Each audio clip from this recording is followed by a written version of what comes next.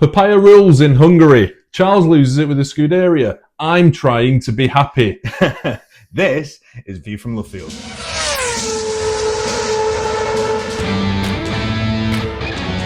Okay, so welcome.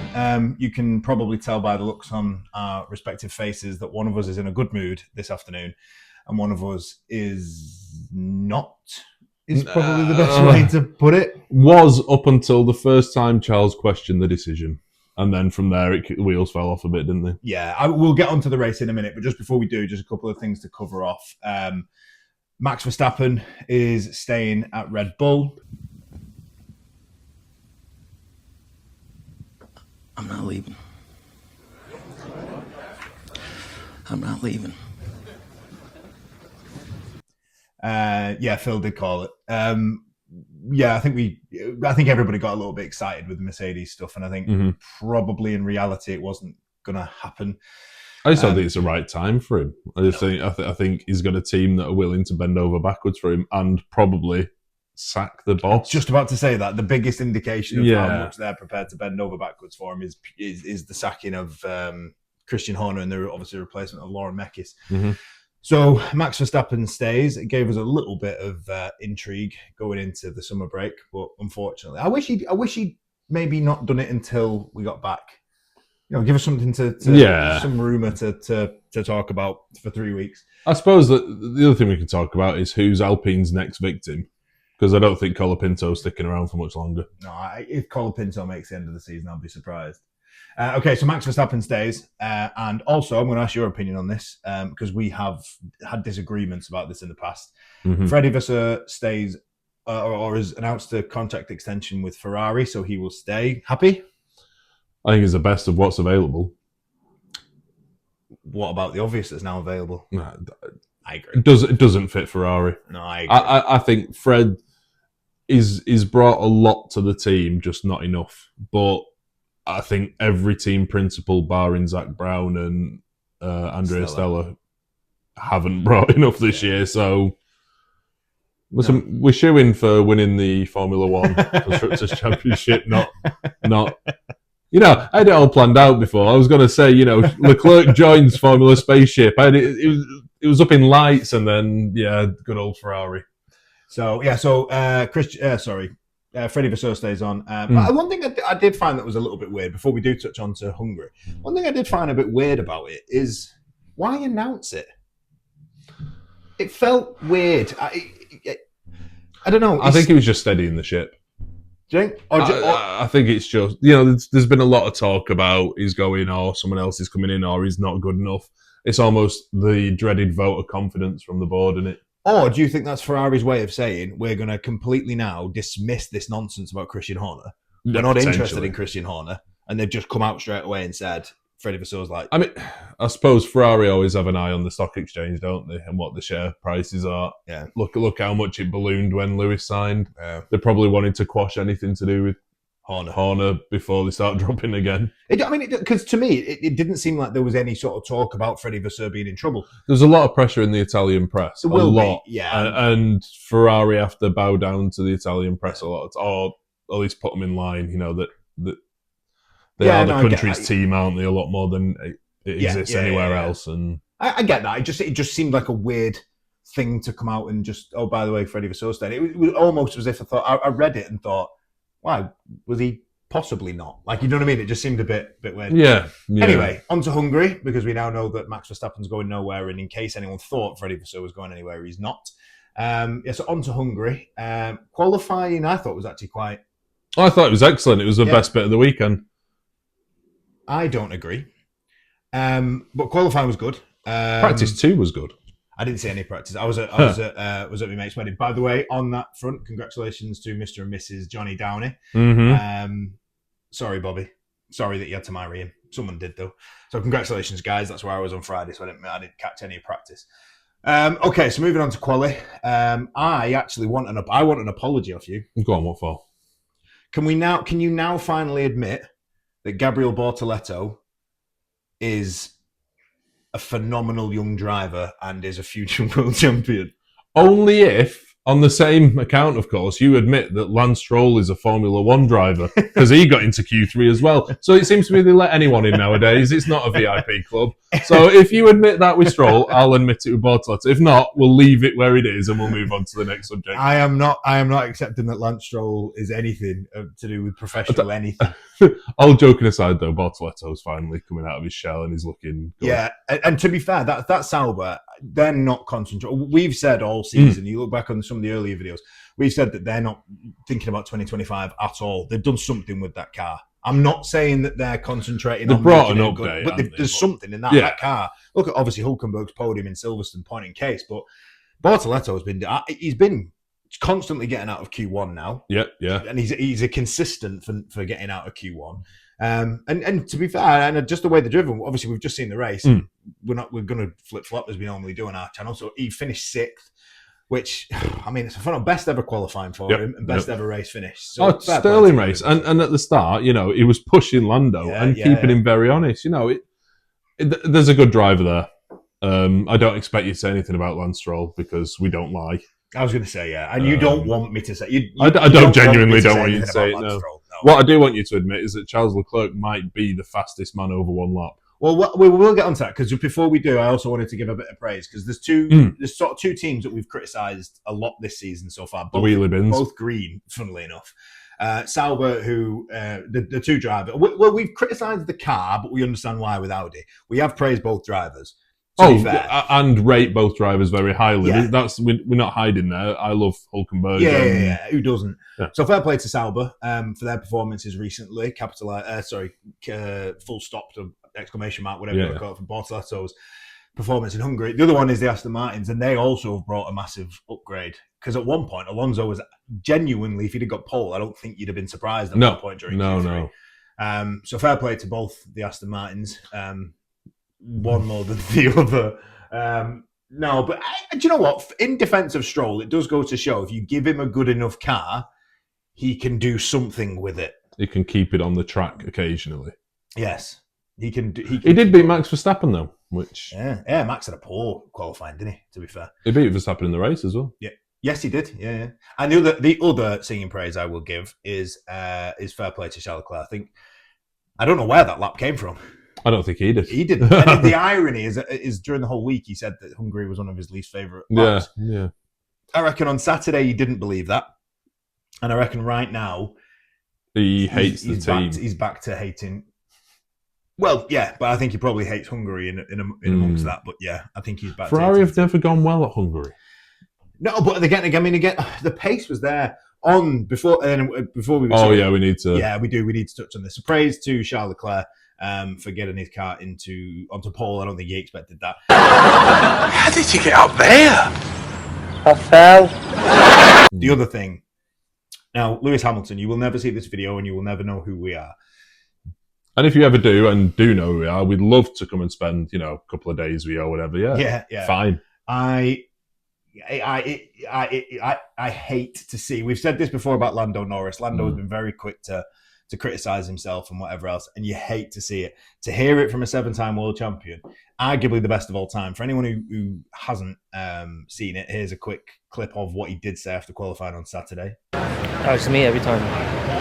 So you're qualifying. I know you've been upset by it before, frustrated by it before. Is that what it is?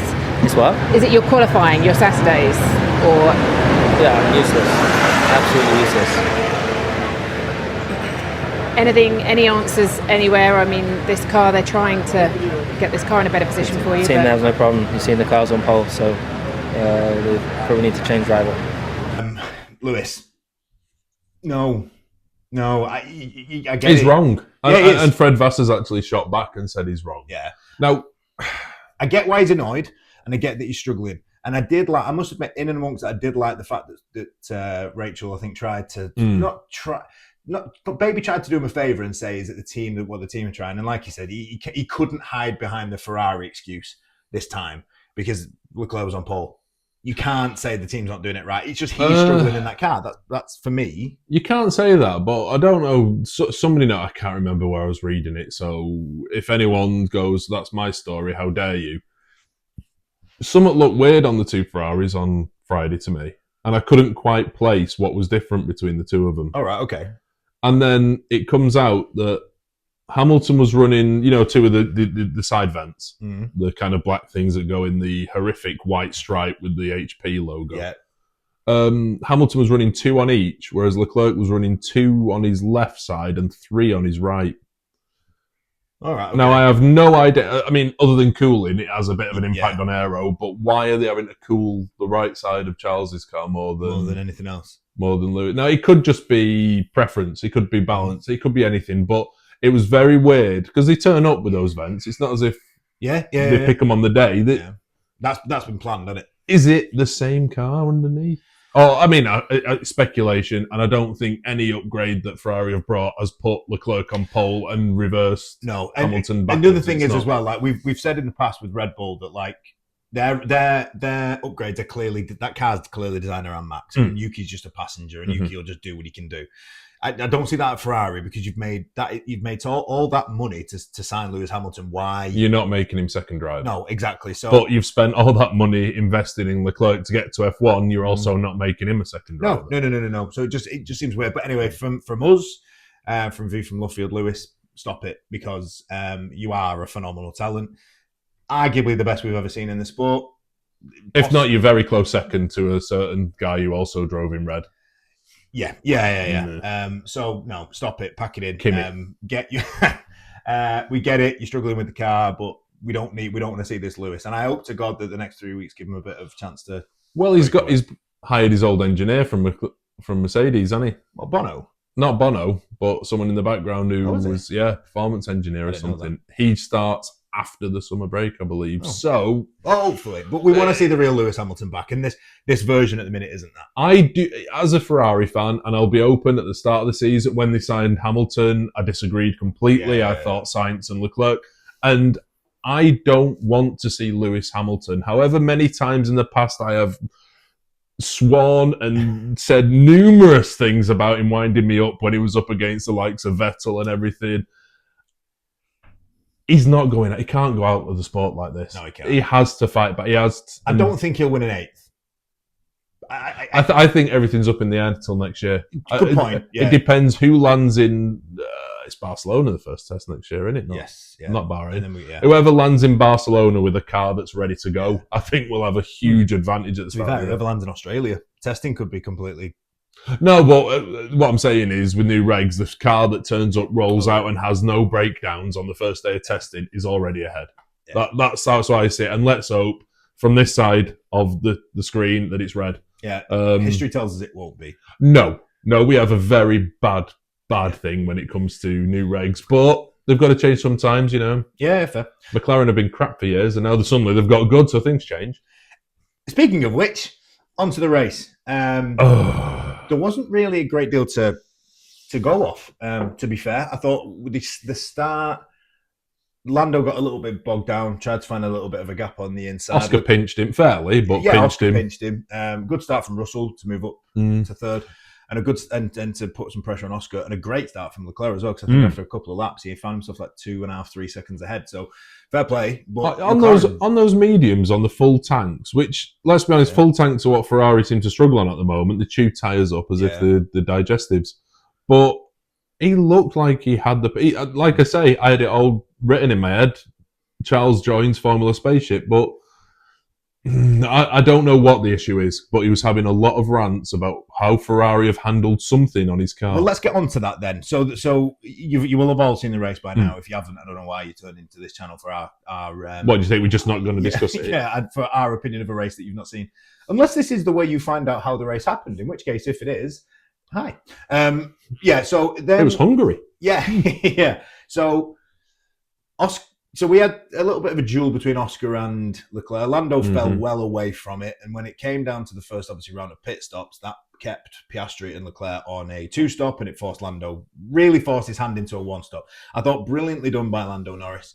I thought it was a stupid decision by McLaren to keep him long. I won't lie. I'll hold my hands up and think. Martin Brundle kept saying that that's put him sort of in a distant fourth, i.e. he was so far ahead of Alonso, finished 5th, but would have been so far away from what was the top 3. So, yeah, anyway, to go back onto Ferrari. And then Leclerc came in to get off the mediums onto the hards before everyone else, which I thought before was... everyone else, and then it all just went downhill so slowly because Ferrari just didn't. Now there has been, we don't know what this is. If we're filming this literally bang on straight after the race has happened, if there's anything come out whilst we're filming this, obviously we haven't seen it. But there is a bit of a rant from Leclerc to the Ferrari crew where he basically says, this is not verbatim, but he basically says, this is exactly what we spoke about before the race. You've got to tell me before we make those decisions. Yeah. Or can we not talk about it mid-race before we make those decisions? Now, Old strategy, Cotton. Let's see if it pays off for him. Brundle made a good point. There ain't much you can change on your car. I know when you take a different tyre, sometimes they'll put, give you either on or off your front wing a little bit, increase or decrease the flap. But barring that, unless they're dealing with some sort of gremlin in the engine, like it's the battery discharge or something. I don't know what it is, but... Well, like Davidson did say, the only thing you can sometimes do is if you're in a race like that and you're swapping from mediums to hards, sometimes the team will automatically decide that they're going to give you a little bit more or less front wing to deal with the fact that you've got a tyre that maybe needs more protection or can totally be different balance on it. Yeah, exactly. So if Ferrari have I'm spitballing here, I'm kind of making this up, but it's a theory. Maybe before the race, Ferrari have said, when we change onto the hards, we have to do this. And Leclerc has said, don't just do it. Let's see where we are in the race, dependent on if we're still fighting for first or whatever. Yeah. And whether or not Ferrari have just done it. And that's what's annoyed him, because the pace from Leclerc. So basically, it looks like they've just had a complete and utter breakdown in communication. They've not listened to what... They've lost about 20 seconds as well from the... Well, so almost from his second pit stop to the end of the race. I know he got a 5-second penalty. By the way, I'm going to move on to that in a minute because I think this is a very promising sign for Charles Leclerc fans. And I'll explain it in a minute. Okay. I'll let you finish. We'll go on to that. So then his pace just completely went off the boil. And he was absolutely fuming, understandably so. And then was the incident between him and George Russell and going down into turn one. Now, Phil has an opinion. We haven't even spoke about this, actually. No. For me, that's angry Charles Leclerc. He's incredibly frustrated with the team. I actually think he gets away with moving under brake in the previous lap. He was walking a very tight line. Yeah. So I think he gets, and then to get the 5-second penalty. Personally, for me, I think I'm not trying to kick you whilst you're down. No. I think it's justified, and I think he's done it because he's absolutely raging at whatever. I agree Ferrari with the penalty. Done. Yeah, that's not the signs of progress that Charles Leclerc is now showing. Though is look back 2-3, might be 4 years ago now. Crashes at Azerbaijan. I'm stupid. Yeah. He had a case of the Landos. Is that what we're calling him now? I don't know. No, it's very unfair to Lando Norris. And by the way, congratulations, mate. That was a great drive. But he was too soft. He let Ferrari dictate things. He was golden boy. He wouldn't question a single thing. He was yes sir, no sir. And then he went up against Carlos, who argued every point, told Ferrari what he wanted. And Carlos got the better of Charles a lot. To now see Leclerc up against Lewis Hamilton, the greatest of, or one of the greatest of all times, and dictating what he wants from the team and telling them that they're wrong and losing his cool a little bit, but not because he's done something stupid anymore. This is now because the team and what they've done isn't acceptable to him in his position. And that's a sign of a leader. And that's a very good thing for someone who's taken a few, 7 years now at Ferrari? Yeah. Is it really that long? It will be by the time... 2018. 2018, he was in Alfa Romeo, but 2019 one, it was his first year in... I don't know. I could be. It does feel like he's been there forever. He's been there for a long, and he's now fine. So that's unfair. Leclerc's always been faster. He's always been able to beat people. He beat Vettel when he wanted to, But he's become a warrior. He's become. He was always a bit soft. He was a great qualifier, not a great racer. I think now he's getting a little bit of a fire in his belly, whether he's had enough of Ferrari's strategies or what they're doing. But there's a bit of fire, and that's always good. It does still go to show that there's still problems at Ferrari. There is. I think Saturday showed that Ferrari have got pace, and you said it yourself, over one lap. We've not questioned that all season. And they've shown signs. You go back to the sprint in China, Hamilton won it. Yeah. And all right. The only sprint this year, of course. Yeah. The rest of them are cancelled. All right, sprints are terrible. We know sprints are terrible. But it's a win. obviously don't go down as a Grand Prix win. So they've shown signs, and again Saturday they showed a sign that they're there, and Sunday start of the race I thought was fine. Whatever has happened in that pit stop, and obviously if we find anything out or whatever and worth the discussion, we'll get one. We'll have a weird dinner time rant at work again. I'm sure everyone loved that. In fact, that's one of our most viewed videos between us. So whatever happened, Ferrari absolutely ballsed up. They ballsed it up for Leclerc, I think, and obviously what happened to him and Russell. I feel sorry for Russell because he's just the innocent bystander. He has been a lot this year. I was going to say, he seems to have been the guy that he gets angry. Max, he gets angry. Charles, it's just poor George Russell. He's just in the wrong place at the wrong time. If this were a cartoon, you'd have some kid walking on a playground in a bad mood. They'd just see George Russell in a corner, walk over to him, and just go, and then walk off, and that's pretty much the. Fair. Unfortunately for George Russell, but then we turn to the main event. Because realistically, the Hungarian Grand Prix wasn't actually that great. Roll on 26 is all I can say. Yeah, and then we got to sort of the last, and we saw that Piastri was catching Norris, and then we got onto the battle over the last 5 laps. And now the last 5 laps, albeit was more exciting than the entire Belgian Grand Prix weekend, but it's an indication that Formula One's losing something a little bit. And we touched on at the end of the Belgian Grand Prix that we're so ready for the 2026 regs. I've heard Martin Brundle say, he agrees with us. The same thing. Yeah, we know what we're saying sometimes. We do, yeah. Or either you think we do, or Martin Brundle doesn't. It's up to you, whichever side of that particular fence you want to sit on. But it's more evidence. Hungary is one of my favourite circuits to watch. I have, as a Jenson Button fan, I have fond memories of his first ever win in Formula One there. I think it always throws up that. 2024 was probably one of the best or controversial races with the whole McLaren thing. It always throws something. And this weekend, it really hasn't until 5 laps left. That escalated quickly. I mean, that really got out of hand fast. It jumped up a notch. It did, didn't it? It gave us some form of entertainment. And the battle between Norris and Piastri was phenomenal. And now it's weird. And this is, I think, where the rest of the season is going to go. Austria and Silverstone, you're looking at that now and saying it was advantage Lando. 2 wins on the trot. He'd cut that lead down. He was really starting to show a bit of momentum. Fast forward to Belgium, Piastri gets that win, and all of a sudden, and we even said on the Belgium video, what Norris must be thinking, what have I got to do? That gap's now back to 16 points. I've just won 2 races on the bounce. Now what? And then, fast forward to here today, we are again. And to be fair to Lando Norris, I am going to praise him now. I'm going to praise Piastri too because his lap times and stuff to try and close that gap were phenomenal. To be fair to Lando though, he was given a 1-stop because he didn't really have much of a choice. He was ballsy enough to say, "Let's go for it," because he could have been safe, got a 2-stop, and got 4th. Yeah. Maybe he would have got Leclerc, considering what happened with Leclerc. Maybe he would have finished on the podium, but he isn't winning that race. No. The only way to do it was to get that 1-stop. It was ballsy. It was brave. It was arguably stupid. The way he went at it as well with his tyres at the start was. Sorry, I thought you were going to carry on. No, I forgot the word. It was.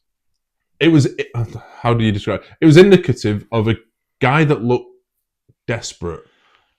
But then controlled. Controlled desperation, I think, is a perfect way for me to describe it. That's definitely maybe all over again. I know it is, but desperation suggests that he's making mistakes, and he got told off for it. Yeah, there was the one gravel incident where he got a little bit lucky, but it was a perfect drive from Lando Norris. And this time, the only McLaren that actually looked like he was going to be verging on the one making the mistake was Piastri. A massive lock-up into turn 1 on lap 69, so this penultimate lap. And this close to wiping him, in fact, closer than that. Very, very similar to free practice 2, by the way. Again, this is the first time you've ever mentioned practice. It's the one that I haven't seen. But you know why? To annoy me. No, yeah, right. Shut off. So anyway, crap race anyway. So I am obviously in a very, very good mood because it was another McLaren 1-2. We're getting a little bit bored of him at the minute. Yeah. But again, Lando closing that gap once again to what will it be? 8 points. No, it won't. 9. What's the difference? 25. 7 points. That's so my 9 maths. points. 9 points would be the difference between the two. It was 16 going in. So 9 points now the difference into the summer break. It is getting really, really tight between Norris and Oscar. And we want This season, Phil said it last week. This season, as a McLaren fan, this season's been fantastic. Oh no, I can see that. I can As a see why this is Formula one of your. One fan. As an F1 fan, it's been a bit. Yeah. It's been like dishwater, really. To be honest. Yeah, with you. we've not been given the excitement, but this is what could give us that excitement. McLaren have won the constructors. That's pretty much done and dusted. It is now just down to these two. A Piastri win, if he goes into the summer break, what would it be? 23 points clear, would it be? Yeah, if he goes in. Don't ask me after you've just seen me maths before. If he were to go in 23 points clear, you're starting to think that it's a little bit late. Now that it's only 9, all of a sudden it's looking good. It is. For Norris, sorry. Yeah. Just for a battle. Well, yeah, for neutrals. It's going to be a lot of nail biting and soiled underpants from my point of view, though. There's a few bits, kind of parish notices if you want. The race was dull. It was okay, yeah. Dull but okay. Let's be honest, it was an absolute thriller, joyride compared to Spa, but there we go. Couple of parish notices. I've said that twice now, and I never ever say that, so that's a weird one. It's all right. It's not like sincere apologies or whatever I said about. I know, 36 sincere. We've got 4 weeks without a Grand Prix now. We will have some content. Mm-hmm. We'll have to think some up on the fly. I don't know how the videos are going to look, but there'll be something that either entertains you or depresses you. If you want anything in particular, will you please leave a comment? Yes. On any video, but please say, I don't know, can we discuss You the asking for first... ideas?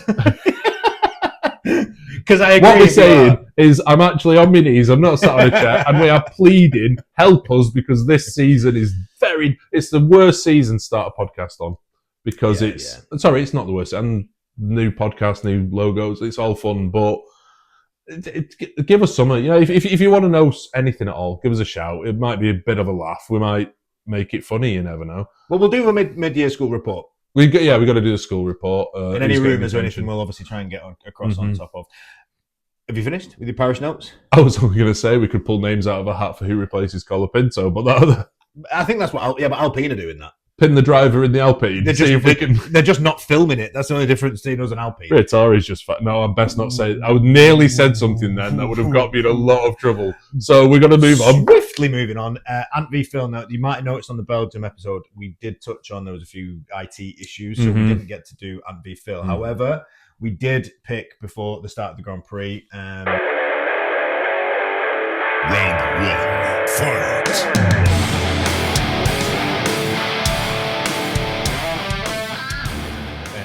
I lost. Yeah, Phil picked Piastri, I picked Norris.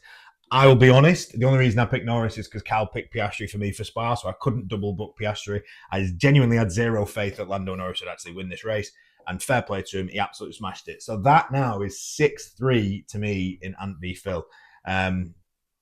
It's not going well for you this season, is it really? Just in a whole... No. Like I said, 2026 can't come fast enough. We will do an episode in the summer break if everyone wants to see it about check on your Ferrari fan friends. Yeah, we'll go through a bit of well-being, mindfulness that can help your Ferrari fan through this difficult time. If you do have any friends who are Ferrari fans, genuinely pick up a call, text them, ring them. Don't just ask them how they are once. Yeah, ask them twice. at least twice. Just make sure, because it's not great. For just £5 a month, you can help. You can Your Ferrari fan. We will send pictures of old cars that were fast. We will relive Michael Schumacher videos, and we will discuss Kimi Räikkönen's best swear words. For £5 a month, made payable to Phil Brown, the lonely Ferrari fan. If you get any £5 now, you share it. So that is it for us. Like I say, we do go into the summer break now. There will still be some content coming up, and we will cover Ant v Phil for the Zandvoort when is it Zandvoort? We will cover Ant the v next Phil race. For the next race, which I'm pretty sure is Zandvoort. We'll do Ant versus Phil to cover that when we're on one of the upcoming videos. As for us, is it advantage Lando Phil? Yes, I actually think it is. I think the fact that Oscar turned around today and said, I don't care about Leclerc, I want to beat Norris, means the pressure's onto him. Yeah. And at the moment, I think Norris is thriving. We're going to go for a one-stop. Yeah, why not? Yeah, there was a stark difference between the two radio messages that you've not heard all season. Okay, bold then, because we've both previously done Oscar. who wins the World Championship now? I suppose if it was now, it would be Oscar by 9 points. Yeah. But if you had to pick now, who wins? Because I'm starting to feel like it's Norris. I'm going to stick with Oscar until the next race, but considering all season, I've said to you, it's Piastri's. You know, without any, I actually had to think of that then. Yeah. So anyway, so that's it from us. Advantage. You've just said Norris. it. Yeah, and I do think it is advantage Norris as well in the championship. I could not live with a winter of Norris being world champion. I can. And that's it. That's it from us. Like I say, like, comment, subscribe. Like Phil says, if you want to see any content in the summer break, please drop us a comment and let us know what you want to see. Keep them clean, please. And also, we still need some punishment suggestions for the loser of Ant v Phil. I'm now re-advertising this as I have a healthy 6-3 lead. I will change the rules when I start to lose again. So, from me and from Phil, thank you very much, and we will see you in the next video. Bye now.